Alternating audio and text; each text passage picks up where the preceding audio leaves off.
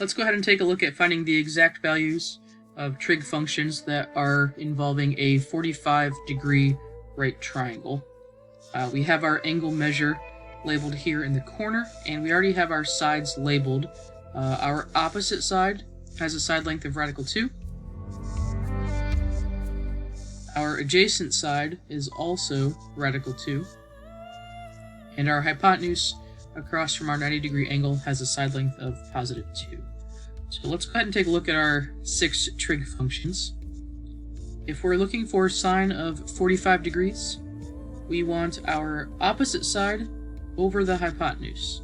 So in this case, we have radical 2 on top and 2 on the bottom. For cosine of 45 degrees, we have our adjacent side on top, which is a radical 2, and our hypotenuse on the bottom, which is a positive 2. Tangent of 45, we have our opposite side over the adjacent side. So this is going to give us a radical 2 on top, radical 2 on the bottom, and we can go ahead and reduce this fraction. Those are going to cancel. We're going to get positive 1. Cosecant of 45 degrees.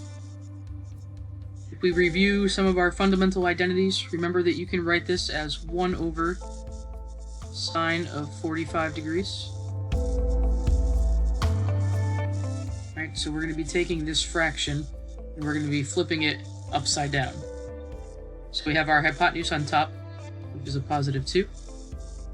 And for our denominator, radical 2.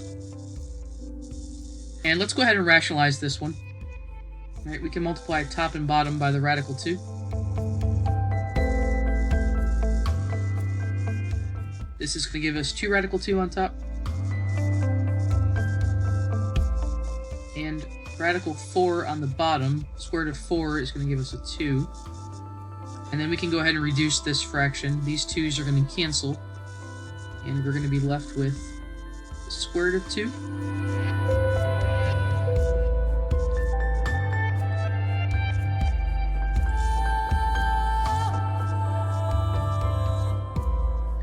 For secant of 45 degrees, this is the same thing as 1 over cosine of 45 degrees. So we have our hypotenuse on top, which is a positive 2. Our adjacent side is radical 2. And this is really similar to the last question that we just did. We can rationalize this by multiplying top and bottom by that radical 2.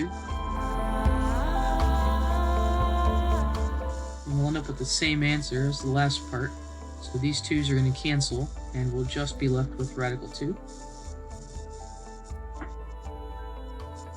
And on our last one, we have cotangent of 45 degrees.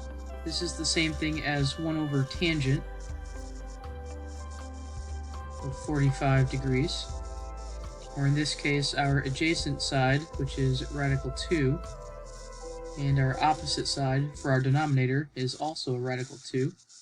And this will simplify to give us positive 1.